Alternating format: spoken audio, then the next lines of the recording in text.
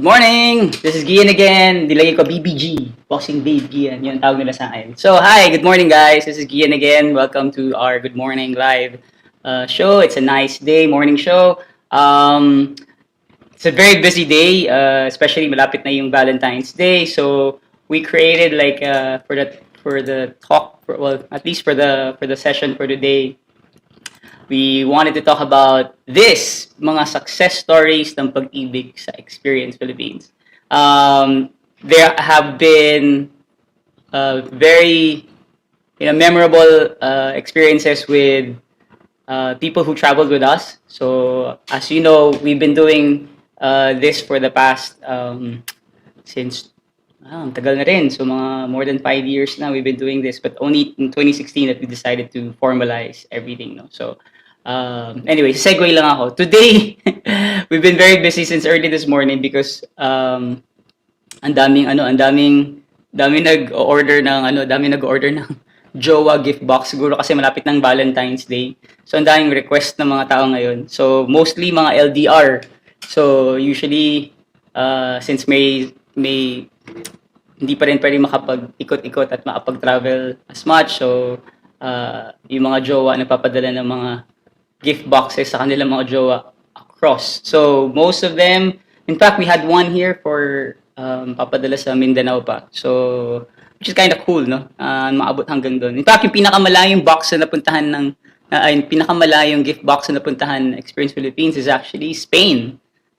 And it's amazing, no, na nakarating siya ganun kalayo, umabot na ng outside the country, no. So anyway, going back to mali pala, hindi pala February 2, February 3 na pala ngayon.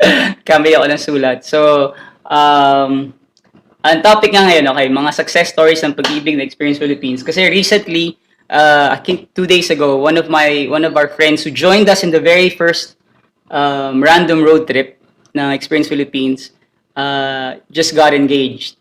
So, it's to another road tripper na sumaya rin sa road trip na yun. So, that's circa 2015 pa yun. So, 6 years ago.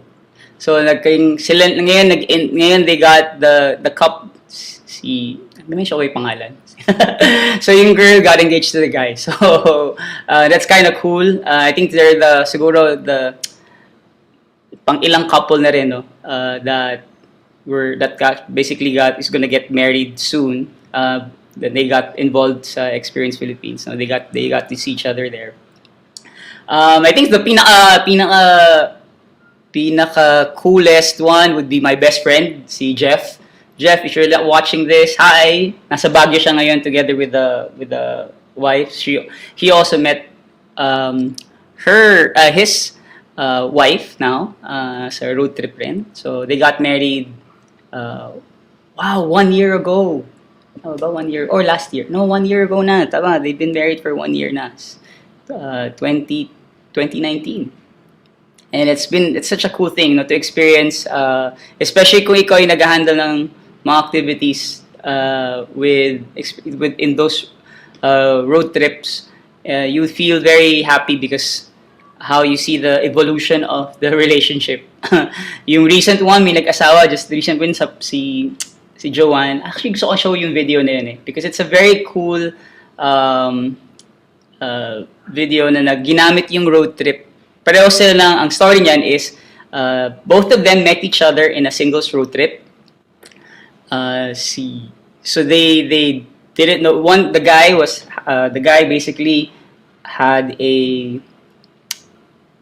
bad breakup, if I'm not mistaken. May kaka-breakup lang niya.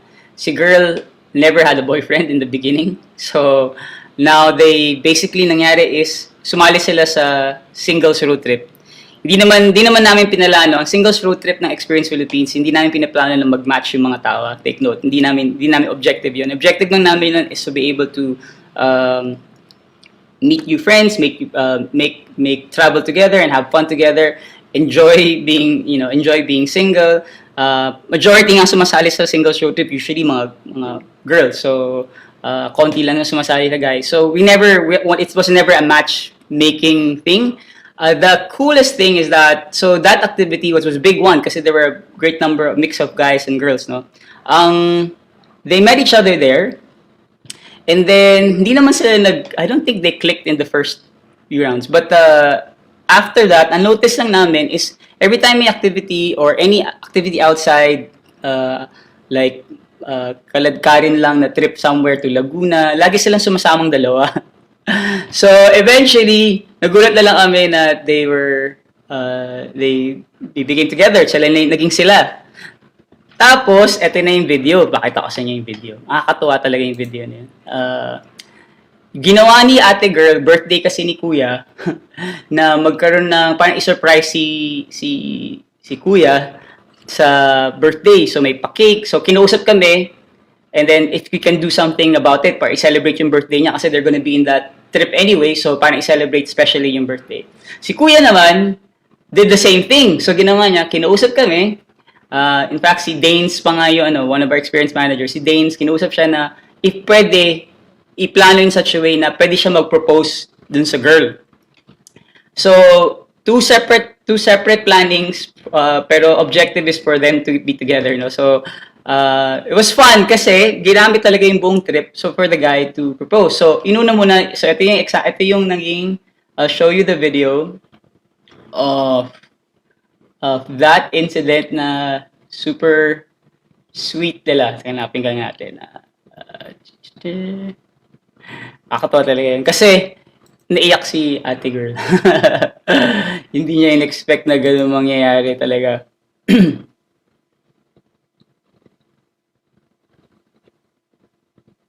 Alright, sige, hanapin na natin. Now they're actually, the coolest thing is they're actually now married. So after that after mga I think 2 years, they eventually got married already. Uh, yeah, sorry. Guys, medyo, kailangan pakita ko lang yung screen. Again, sorry guys, hindi ako masyadong sanay sa ito yung FB page ni XPH. So I just wanna share that one. And you can browse through it. So you can see all the different videos that we've done. Hanapin ko lang yung video ni noon where we had that surprise na wala dito. Tiko. Grabe, hindi ako prepared. Dami kasi nangyari today. So hindi ko nakita. Ba't wala? Ba't wala yung mga ano? Kaya pala, mali pa tinitignan ko. Ano ba yan? Tinitignan ko, tawag dito? Tinitignan ko pala is YouTube. Wala pala sa YouTube. Sa Facebook pala. Sorry guys! Makita natin ulit yung mga videos.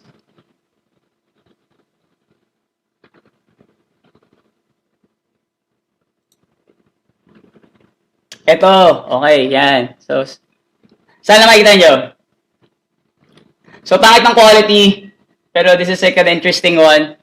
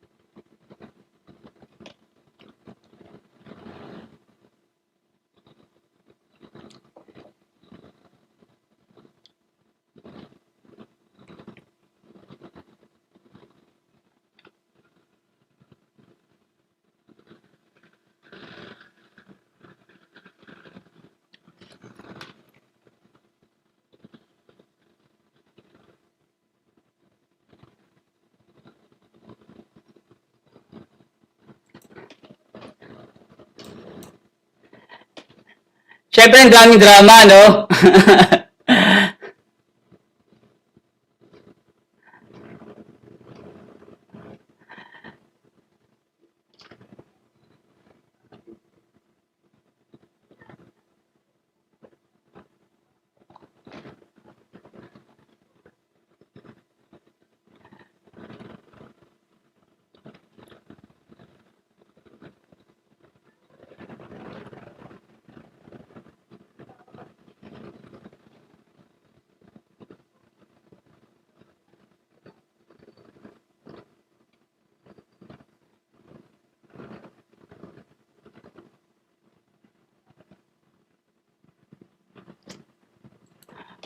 O yan, segue lang ako ng konti. Segue.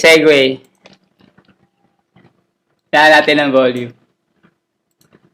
So segue lang tayo. I mean, this is not the usual, no? So I just want to make sure na hindi yung usual na nangyayari. But we've been very blessed and very happy that we've had these kinds of experiences over the past few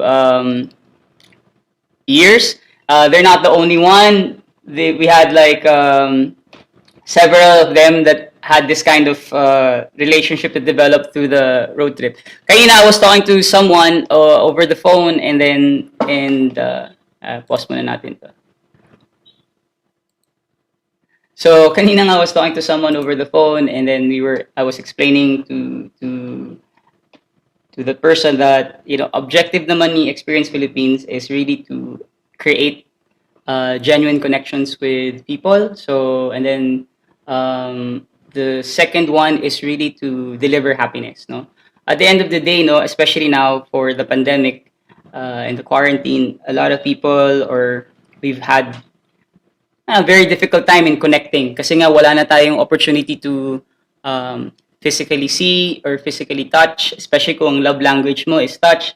You're unable to do that, especially kung jowa mo or your crush or whoever or your friends are away from you. So with us in Experience Philippines, ginawa lang namin siya na opportunity na to make sure that people are still connected despite, you know, all these things. So, and we understood that ever since. So and we made a lot of new friends and we met a lot of great people, inspiring people through our activities and road trips that we've done, from singles road trip, from the LGBT road trip, from the adventure road trip, especially mga specific road trips on your passion project, mga astrophotography, mga ganyan. So, free diving, mga ganyan. So, people basically got connected, and then because they got connected, there's a lot of room for, you know, love to develop. Hindi lang puro saya, but I think that swerte nga lang. Gusto ko lang nga minsan sabi nga lang sana all na lang lahat ng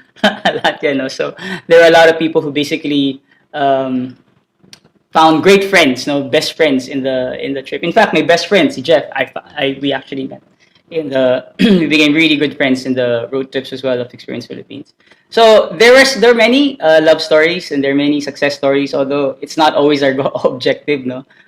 When we started out the singles road trip before, it wasn't really meant for putting people together. It was really meant to celebrate yourself, no. And then ano na lang, segue na lang yung mga nagkatuluyan. I mean, happy kami na may ng mga ganun nangyari.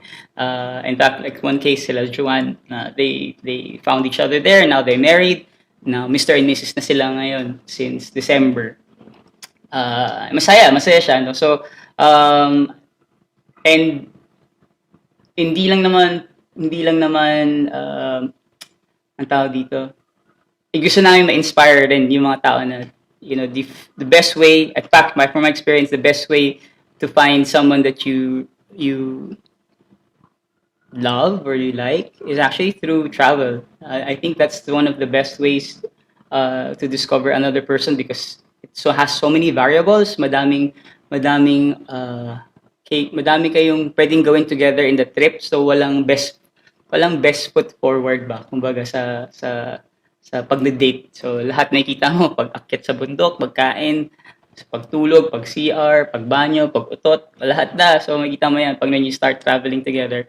And I think that's the best way to really to get to know a person. But right now, obviously, hindi tayo makapag-travel kasi nga madami pang hindi pa tayo wala pang vaccine and everything, so mahirap pa mag-travel. But when we do, I think magandang tip yan sa inyo is bring your crush to a trip with us and para makita nyo rin kung how they are when they travel together. So, yun. If guys have any questions, let me know about some of the things we've done over the past years, yung mga story ng mga pag-ibig, especially malapit na yung Valentine's Day. Yesterday was supposed to do supposed to do this live but nasira yung mic so hindi nag-work. So ngayon nag-work na siya ulit. Ayun. So ano pa ba? Ang update namin regarding the regarding our Jowa boxes. It's quite interesting because today we were able to we received a lot, like maybe I don't know, good number of inquiries about the Jowa box. Kasi nga siguro Valentine's na. And then madami nag-order ng madami nagtatanong ng ano daw yung rated R. So, mga adult stuff, mga pang mature audience na. So, madami nag-inquire, madami na rin madami. May mga nag-order na rin ng mga rated R. So, mga adult, for mature audience nga. Kasi nga, I was telling that a girl I was talking to this morning is that, I think it's also part of the relationship that you start experimenting and start exploring things. So, importante yan when we start in any relationship that we have, whether it's with a guy or with a girl. I think it's good that you explore, explore each other, explore activities together, explore what you guys like, because that's the only way you get to know each other more, and this deepens also a relationship. So mga mature roles you can also take into that because it's also part of the relationship. It's not something that we should be ashamed of. It's part of the whole getting to know each other in a relationship, no? Yeah, kasi 2021 na, ang dami nang kailangan pagbuhin sa ating mindset, especially mga Pinoy. Ayun, so I just wanted to share all of that. I mean, we have so much. In fact, you can go through our Facebook page and would see in the videos, we have a lot of these. We talk about it, videos about sila ganyan, Joanne, and also yung mga people who the community that we also create. So I think that's what I want to share as well. Love doesn't necessarily have to be like in relationship kind of love, but also love for oneself, discovering yourself, getting over your heartbreaks, moving on. I think getting to be, hindi natin, some people kasi have been in so many relationships but they lack the love for themselves. So like the trips that we organize, the themed road trips actually helped some of them. Some of them actually became also very good friends rin. And I'm very happy with that. No? So dami tayong nakilala na inspiring people. So again, this is actually this live, Good Morning Live, is to be, practice lang. So, dine-develop ko pa yung script, dine-develop ko pa how it's gonna be, if we're gonna be having people to join us as well. So, pag konting patience lang with us. So, hindi pa ako sanay masyado dito. Magagaling na lang yung mga napapanood ko lagi sa Facebook na nagla-live, especially sila Robbie. By the way, segue lang ako just to do an intro. We're gonna be doing our first online experience. I would like to invite everyone to join that first online experience. Is actually how to create your own online show, internet show. So we invited Robbie Akiza of Jam Lemon Records. He does radio shows, online radio shows every day. You can actually check out his page. So the Facebook page is Jam Lemon Records, and we invited him to be part of it. Especially if you guys have any things to share and you want people to know about it. In fact, okay lang ako, like for example, 15 lang yung nanonood, I mean, it's just practice lang nasa atin. So, it's good if you guys want to know more about it kasi siya yung nagturo sa akin on how to set up everything.